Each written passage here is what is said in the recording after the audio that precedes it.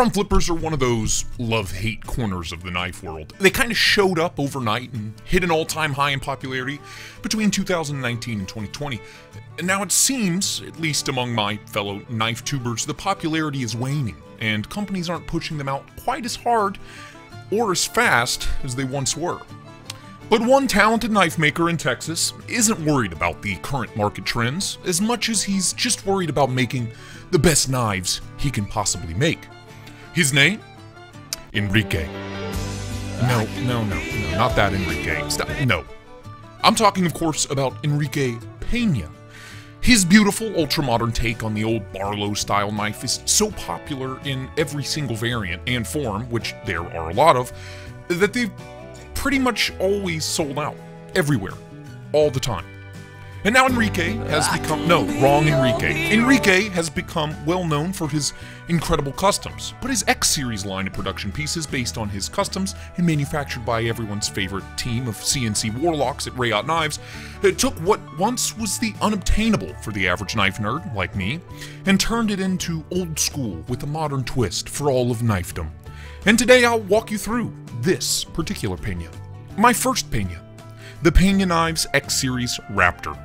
A classically styled bolster lock front flipper with all of the looks of your grandpappy's pocket knife and all the materials we've come to expect these days out of high-end production knives. This elegantly crafted old-school little piece screams traditional from every single angle when it's closed up. Exceptionally done micarta scales over titanium liners that sit perfectly flush with these lovely stone-washed titanium bolsters. And for you torque screw divas out there, the hardware here is all T10. Something I found out the hard way after trying to tighten the pivot with a T8 for like 5 minutes, cursing the gods above for the lack of progress being made. Fit and finish, you know, this coming from Raptor, it's top notch across the board, edges knocked down, T's crossed, I's dotted, all the way around. The pocket clip is this elegant and simple little milled titanium job, carries well enough, nice and secure in the pocket, but not too tight, so it's a cinch getting it in and out in a hurry. But none of this will be news to anyone out there that has ever handled anything from Pena before. This is the Pena way. But when we open this little beauty, things start to get a little buck wild, even for Pena. Opened up, we're met with this delightful belt satin finished M390 warning, and I do mean warning, and it looks like it was plucked from a dark corner of the galaxy out of some far future space colony. And I just adore the juxtaposition here. Old school grandpa carry when closed, future punk death warning when it's opened up. Good stuff. The name Raptor also starts to make sense when you see the blade, hearkening, I suppose, to the claws of its long-extinct namesake. Either way, I adore the blade. I've always wanted a Pena, and I've always been drawn to his designs.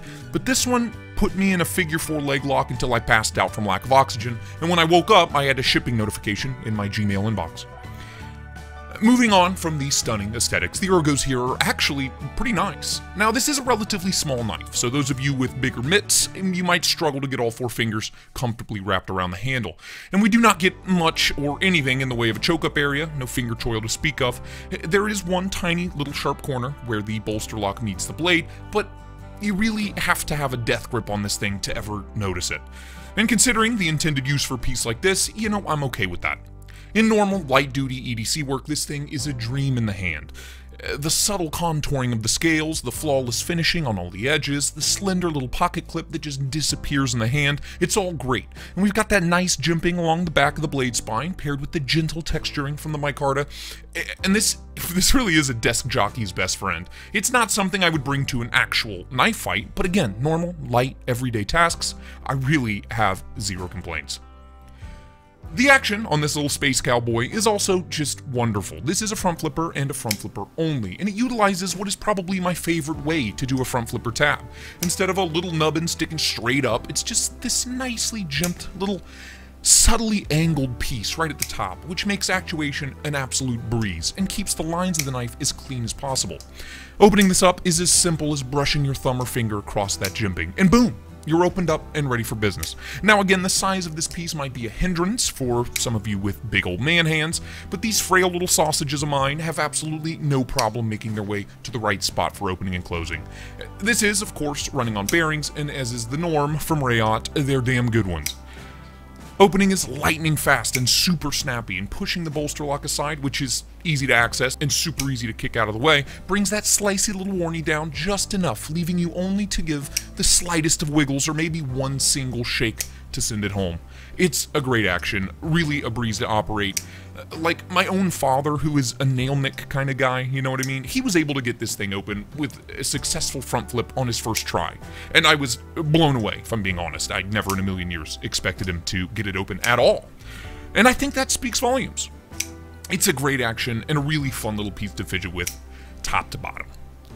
And finally, that buck wild space cowboy slicey boy at the business end. First off, as you all know, I just can't say no to a good warnie, and this one, well, I think you'll agree when I say this is most definitely a good warnie. This belt satin finished piece of M390 is sporting a textbook Wharncliffe blade, razor straight cutting edge front to back, and if there's one thing I love as much as a good warnie, it's a good hollow grind, and this piece, it has them both.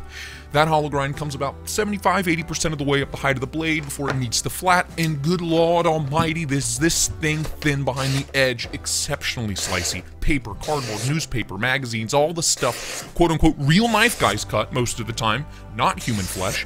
This thing absolutely eats it all up, belches, and then asks for seconds.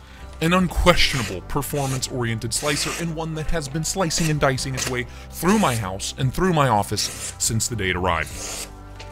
So, at the end of the day, where does all of this gushing leave me with the Pena X Series Raptor made by Rayout Knives? Well, let's discuss the price and the availability, or lack thereof. This was only available for a short time as a limited run directly through Pena's website, and I was just lucky enough to snag one before they were gone.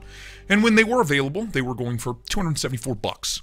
Now, as I'm writing this, I'm actually seeing listings on some other websites as well, so maybe I'm an idiot. But they're all marked sold out. Blade HQ had them, or will have them, I'm not sure, same price, along with a handful of other major knife retailers. But as it stands, right this second, availability isn't great, and or doesn't exist at all. The price, however, at $274, I really don't have a problem with it. Titanium, beautiful micarta, M390 for the blade steel, great action, insanely slicey, and a stunning design overall. I can personally see some serious value here. Yes, it's small, and yes, because of the way the pivot is done without being captive in any way, mine did have some minor pivot screw creep straight out of the box, but the pivot walking itself out was easily fixed with a dab of Loctite, and the size works for me in my tiny little baby boy hands. So if the size isn't an issue, and you are into the looks even half as much as I am, then I can totally recommend this little beauty. That is, you know, if it's ever back in stock. So, until next time, thank you for watching. Bye-bye now.